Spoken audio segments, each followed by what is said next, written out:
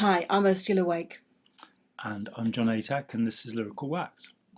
And today's episode we've called it Festival of Lights. It's a mixture of things to do with light in darkness, different winter religious festivals, of which there are plenty.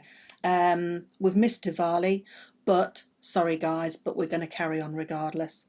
So, John, you're going to start us off. We've got a couple of things to start with that are generally light in winter darkness. And we will, of course, be celebrating Saturnalia and Yule this year as well as Christmas, just to be all-inclusive. Yeah. Off camera, though. Yes, not having anybody looking. This is a poem by Thomas Campian, who was born somewhere around 1567 and died in 1619, and it's called Winter Nights. Now winter nights enlarge the number of their hours, and clouds their storms discharge upon the airy towers. Let now the chimneys blaze, and cups o'erflow with wine. Let well-tuned words amaze with harmony divine. Now yellow waxen lights shall wait on honey love, while youthful revels, masks, and courtly sights sleep's leaden spells remove. This time doth well dispense with lovers' long discourse, much speech hath some defence, though beauty no remorse. All do not all things well, some measures comely tread, some knotted riddles tell, some poems smoothly read. The summer hath his joys, and winter his delights, though love and all his pleasures are but toys, they shorten tedious nights. Indeed they do. So this next one is a poem by a Japanese poet, Kiyoko Nagase, and it's called Burning a Light at Night. As a silkworm spins its cocoon, I spin my own night. I reel off the night to build a room under the deep violet-coloured starry night. I burn a light just for myself, and build a small, egg-shaped world. The daytime is there for everybody. That's when I work, forgetting everything. At night, everyone recedes to distant places. All things visible become invisible, and for pampered me, gently, thoughtfully, melt into the darkness. Inside a world for myself alone, I gleam, just as mosses and fireflies do, wishing to live out a good life, to deepen my heart's desire to yearn for the beautiful. I weave a few quiet lines, with my fingers still soiled from my daytime work, a drop of my nightly world, my small solitary world with my own light on, my egg-shaped world for recollections and wishes.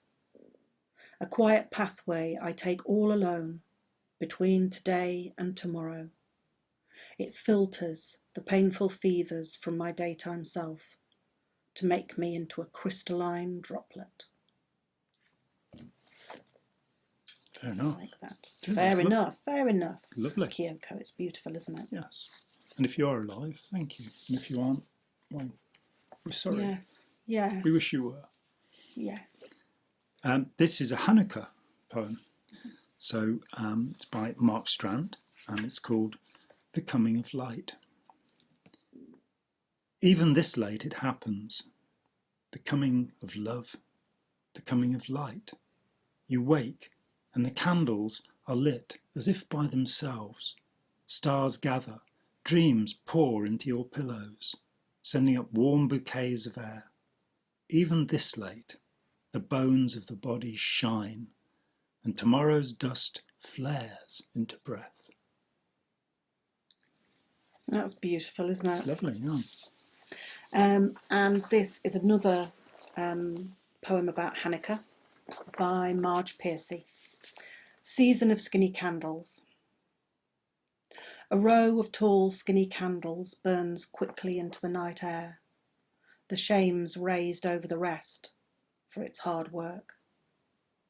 Darkness rushes in after the sun sinks like a bright plug pulled. Our eyes drown in night, thick as ink pudding. When even the moon starves to a sliver of quicksilver, the little candles poke holes in the blackness. A time to eat fat and oil, a time to gamble for pennies, and gamble. And the shames raised is the middle candle on a menorah that lights the others every night. Should have said that at the start, really. Well, now we know. Now we know. Okay. And now we're back to one of our favourite poets. Yep, the mainstay of our show, Emily Dickinson.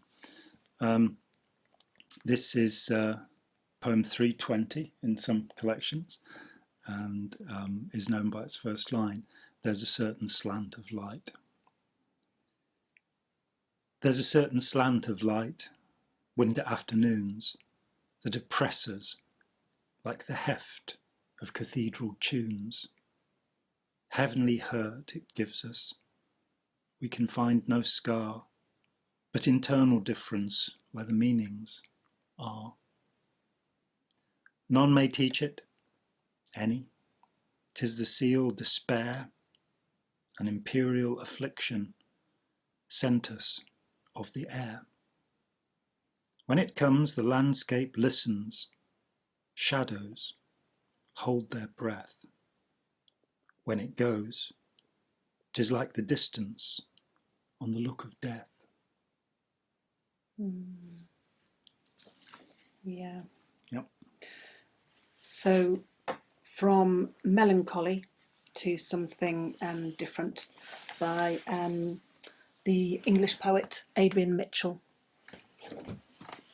So this is called Enjoy the Light. Now find it. In my dream, all the wisest people in the world had come together at an observatory on a hill to decide if the stars were trying to communicate with us or whether they were meaningless. After some years of trying to decode celestial movements, they were about to give up when some excited children pulled them outside and pointed up to the night sky where the stars were spelling out in enormous shining star letters the words, "Enjoy the light." I woke up with those words branded on my memory.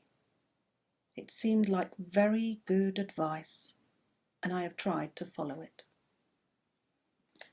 I think that's a fair enough comment on advice. Yes, that's Thank you, Adrian. Yes, we will be following your advice. We kind of spoilt for choice in terms of song lyrics when it comes to Christmas. We could have done "Here It Is, Merry Christmas," or "And So This Is Christmas," or quite a lot of other things. And I did put in "Chestnuts Roasting" because I love Mel Torme, he's brilliant. But in the end, we've plumped for Irving Berlin, who is in fact Jewish and is here writing about Christmas. The song is known, it's one of the biggest selling songs in the world, and it's so much so that when I looked it up, it said it was written by Bing Crosby, which it wasn't. No. But I'm dreaming of a white... bit of a shame for Irving Berlin, isn't it? Well, I think he probably did quite well, though, Irving Berlin. I think he was the first millionaire songwriter, probably. But wrote Alexander's Ragtime Band as well, and many other things. He did, John. He did. Thank you. See? Yeah, and he only played the black notes on the piano. There you go. Did you know that? No, that was all he could play, just the black notes. And yet, one of the most successful songwriters that is really of all interesting. time. Yeah. I'm dreaming of a white Christmas. I did offer to sing this, but the sun is shining. The grass is green. The orange and palm trees sway. There's never been such a day in Beverly Hills, LA. But it's December the 24th, and I'm longing to be up north. I'm dreaming of a white Christmas, just like the ones I used to know, where the treetops glisten and children listen to hear sleigh bells in the snow. I'm dreaming of a white Christmas with every Christmas card I write. May your days be merry and bright, and may all your Christmases be white. Ursula went and found that first verse, which we don't normally hear, where just as in Well, indeed, chestnuts yeah. roasting in open fire with Mel Torme, he sat there in a blazing hot Los Angeles going, oh. But loads of Christmas songs are going to be written much earlier in the year, aren't they? Let's face it, because by the time you've got something sorted and recorded or whatever, people aren't writing it in November to January. John time Lennon of year, and really, Slade, Roy Wood and Wizard, Yeah. they were all sitting down in June going, what are we going to do this at Christmas? the barbecue. Yeah. So be prepared. That's the lesson here. So this next one is another one about Christmas. It's quite a long one. It's a narrative poem written by Carol Ann Duffy, and it's about Dorothy Wordsworth, so the sister of William Wordsworth, the Romantic poet, and she lived with him. I think they lived together most of their adult life, and were sort of strong companions. And it turns out, it appears that her birthday was Christmas Day. So this book is called Dorothy Wordsworth's Christmas Birthday. It's a very beautifully illustrated book, by the way. Just to give you a quick overview, it's a very lovely little thing if you wanted to find it online. Rush out and buy it. Yeah. First, frost at midnight. Moon, Venus and Jupiter named in their places. Ice like a cold key turning its lock on the lake. Nervous stars trapped there. Darkness, a hand poised over the chord of the hills. The strange word, moveless. The landscape muted. Soft apprehension of snow. A holding of breath. Up, wrapped at her gate, Dorothy Wordsworth ages 1 year in an hour. Her Christmas birthday inventoried by an owl, clock-eyed timekeeper. Indoors the thrilled fire unwraps itself, sprightly hands opening the coal. For she cannot sleep. Dorothy primed with herself, waiting for morning. Gradual shore light like the start of a poem, its local accent. Striding towards dawn, Samuel Taylor Coleridge swigs at his port wine, sings a nonsense rhyme which Helm Crag learns and echoes at the speed of sound. The rock formations, old lady at piano, a lion, a lamb. And out on a limb he skids down a silvered lane into a sunburst, a delight of bells, the exact mood of his heart, from St. Oswald's Church. New rhyme on the grass where the Wordsworth's graves will be at another time. Not there, then. Here, now, Dorothy's form on the road coming to meet him. In her claret frock, in her boots, bonnet and shawl, her visible breath. Then her arm through his on the stroll to Dove Cottage, spiced apples baking. Wordsworth lies abed in his nightshirt and nightcap, rhyming cloud with crowd. The cat at his feet licks at her black and white fur, rhyming purr with purr. The kitchen table set for this festive breakfast, an unseen still life. Cream in a brown jug, the calmness of bowls and spoons, one small round white loaf, and a tame robin, a flame on the windowsill, his name in its song. They walk to the lake where Wordsworth skates like a boy in heaven on earth, a tangerine sun illuminating the hour into manuscript. So Dorothy's gifts are the gold outlines of hills, are emblazoned trees. Coleridge on a rock, lighting his pipe, votive smoke ascending the air. Now to show more fair, ecstatic therefore her stare, seeing it all in.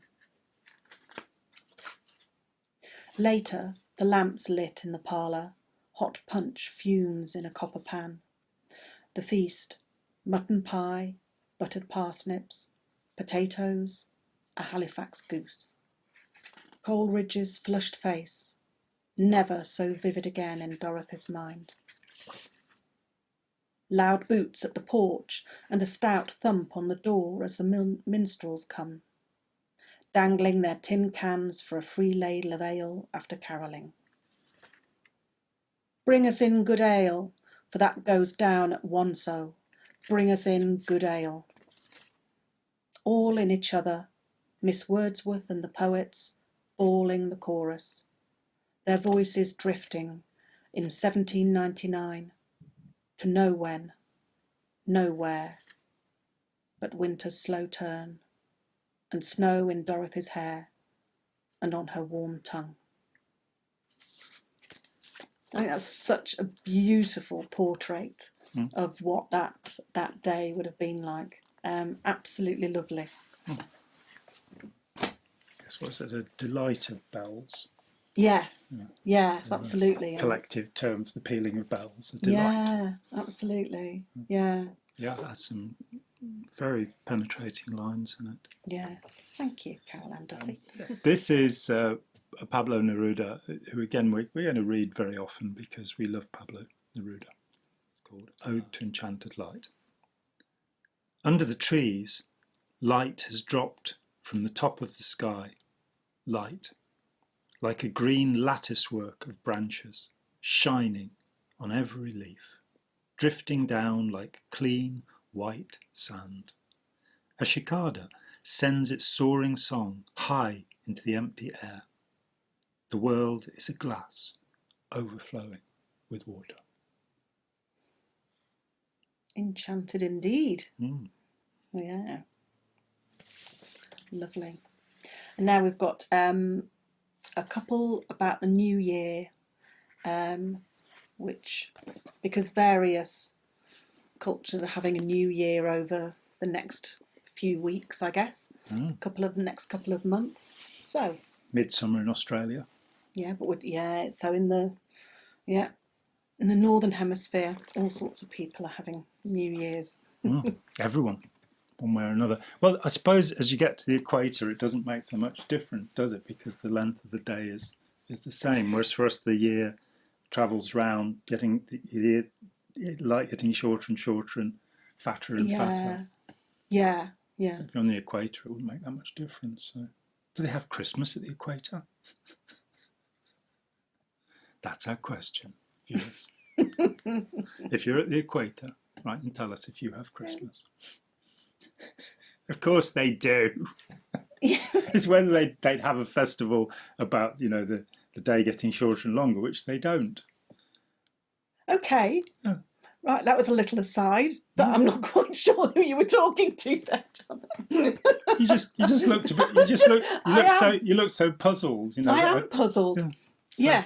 I am puzzled. I was wondering whether you were puzzled about what happens at the equator or not. I was puzzled about what you were saying. But we're talking about the northern hemisphere, so we're talking about the tropic in which we are, and so the southern hemisphere will be something different. We don't mean any offence to New Zealanders or Solomon Islanders or any of these people by doing this. And at the equator, you have a different situation. So this is very much a northern hemisphere kind of thing. Tis true. I said something rather odd myself, rather puzzling myself, in saying that it was only going to be New Year in the northern hemisphere. I'm not quite sure what I said. But the New Year... I beat you to it with being puzzling there, didn't I? Exactly. and there I was trying to explicate and being shot down in flames yet again. What can I say? Oh, well, I've shot myself down in flames. We're both down there. Are you going to read us a poem? Yeah, I could do. I'm going to put my glasses on. We must always wipe our glosses, as James Joyce said. This is by Fudwa Turqan, and it was translated by Lena Jai-Yusi and Naomi Shiha Nai, and it is called A Prayer to the New Year. In our hands is a fresh yearning for you. In our eyes, songs of praise and unique melodies. Into your hand as choral offerings, we will thrust them. O you who emerge as a sweet fountain of hope, O you who are rich with promise and desire, what is in store for us that you hold? What have you got? Give us love, for with love the treasures of bounty within us burst forth. With love our songs will grow green and will flower and will spring with gifts, riches, fertility. Give us love, so we may build the collapsed universe within us anew and restore the joy of fertility to our barren world. Give us wings to open the horizons of ascent, to break free from our confined cavern, the solitude of iron walls. Give us light to pierce the deepest darkness, and with the strength of its brilliant flow, we will push our steps to a precipice from which to reap life's victories. Lovely. That's a great prayer to the new year. I've got another poem about the new year now. It's not an Arabic one. It's by a poet very local to us here in the East Midlands of the UK. So this is from a book called Liaisons by Leanne Moden. And I very much like her poem about the new year called Better Things. Better Things, a New Year's resolution poem. This year, I will run the length of the country. I will run a marathon. I will run to the shops. I will try to stand up at least once a day. This year, I will lose a stone. I will lose some weight. I will eat more sensibly. I will stop eating takeaways in the bath. This year, I will abstain from all alcohol. I will cut down on my alcohol intake. I will only drink at weekends. I will not develop another addiction to chocolate liqueurs. This year, I will give up smoking. I will smoke fewer cigarettes. I will smoke lights. I will understand social smoker is another term for scrounger. This year I will learn to play the piano. I will learn to play the harmonica. I will learn to play the kazoo. I will learn that Guitar Hero is not a real instrument. This year I will work my way out of debt. I will curb my spending. I will spend within my means.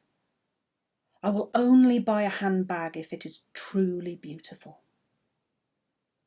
This year, I will progress to management position. I will be the best employee I can be. I will strive for better things. I will stop stealing stationery. Thank you, Leanne, that's great. Excellent, we love it. And we're going to finish with a really good Christmas one, aren't we? Yeah, we're going to get down with the kids from 1987. 1987. We've had interesting conversations about this one because it's Run DMC, it's Christmas in Hollis. It's my absolute favourite Christmas pop song ever. Because it's rap and us being who we are, old, white, middle class, kind of feels a bit odd. And then I thought, hang on, this came out in 1987. I was 24. What is this? But it is its own thing. Yeah. Rap is its own thing. But hang on a minute, they're old, black and rich now. Well, they are, yeah, yeah. They're old, black People and rich. like us. But they're rich partly because of this, because it's fun, it's great. And where's it gone? Have I got it? We knew we had it somewhere. Yeah. So I might need my glasses because there's a bit of long range vision could be involved. Yeah. All right. So we're going to alternate. Christmas in Hollis by Run DMC. It was December 24th on Hollis Avenue in the dark. When I seen a man chilling with his dog in the park. I approached very slowly with my heart full of fear. Looked at his dog. Oh my God, it's a reindeer! But then I was ill because the man had a beard. And a bag full of goodies, 12 o'clock had neared. So I turned my head a second and the man had gone. But he left his driver's wallet smack dead on the lawn. I picked the wallet up and then I took a pause. Took out the licence and it cold said Santa Claus. $1 million in it, cold hundreds of G's. Enough to buy a boat and matching car with ease. But I'd never steal from Santa, 'cause that ain't right. So I'm going home to mail it back to him that night. But when I got home, I bugged 'cause under the tree Was a letter from Santa, and all the dough was for me. it's Christmas time in Hollis, Queens. Mum's cooking chicken and collard greens. Rice and stuffing, macaroni and cheese. And Santa put gifts under Christmas trees. Decorate the house with lights at night. Snow's on the ground, snow white so bright. In the fireplace is the Yule log. Beneath the mistletoe as we drink eggnog. The rhymes you hear are the rhymes of Darrell's. But each and every year we bust Christmas carols. Rhymes so loud and proud you hear it. It's Christmas time and we got the spirit. Jack Frost chilling, the orcas out. And that's what Christmas is all about. The time is now, the place is here. And the whole wide world is filled with cheer. My name's DMC with the mic in my hand. And I'm chilling and cooling just like a snowman. So open your eyes, lend us an ear. We want to say Merry Christmas and Happy New Year. This has been Lyrical Wax. It's been Lyrical Wax. I'm Ursula Wake. And I'm John Atack. Thank you so much for sharing your time. And we really do wish you a Merry Christmas, Hanukkah, whatever festival you're celebrating, Absolutely. and a very Happy New Year. And a Happy Chinese New Year as well. When you Happy get to it. everything. Yeah, have a good time. We hope in the middle of all the Northern Hemisphere dark times that you are finding some light, whether religious or not. Thank you very much. Bye. Thank you. Bye-bye.